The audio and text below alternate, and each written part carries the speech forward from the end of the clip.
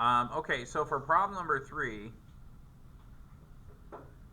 we're going to take 2v cubed minus 5v squared minus v plus 12,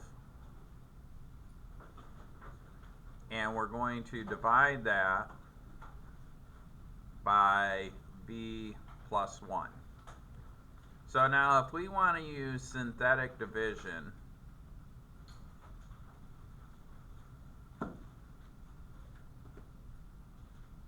we have to take the divisor and set it equal to 0. In other words, I'm going to say v plus 1 equals 0.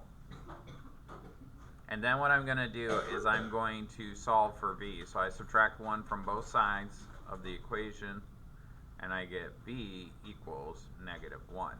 Now that's important because that -1 goes here.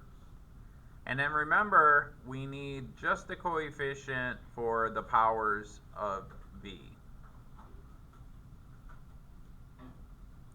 And what I mean by that is, the 2 is in front of v cubed, the -5 is in front of v squared, well, this is technically a -1 in front of the v, and then lastly we have just plus 12. And I don't know if you guys remember how to do this, but can somebody maybe help me refresh my memory? What's the first step when we do synthetic division? Go. We drop down the 2, right? So when I drop this 2 down, I'm going to multiply that by -1. So whatever we have down here gets multiplied by whatever we have up here. So -1 times 2 is -2. Then we just add these up. That's -7. Then -1 times -7 is a +7. Again, we just add these up. That's a +6. And then -1 times +6 is a -6. 12 minus 6 is 6. So my remainder is that last one. Now if you have a remainder of 0, awesome, and divide it into it evenly.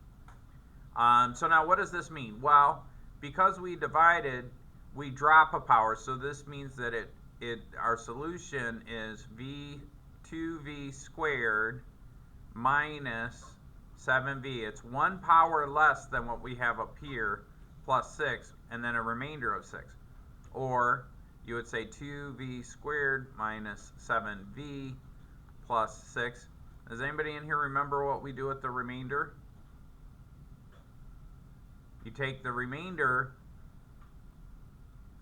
let's do a different color. You take this remainder and you place it over the divisor. In other words, it'll be 6 over v plus 1. And that's your answer, okay? That is the whole answer. Any questions on that one?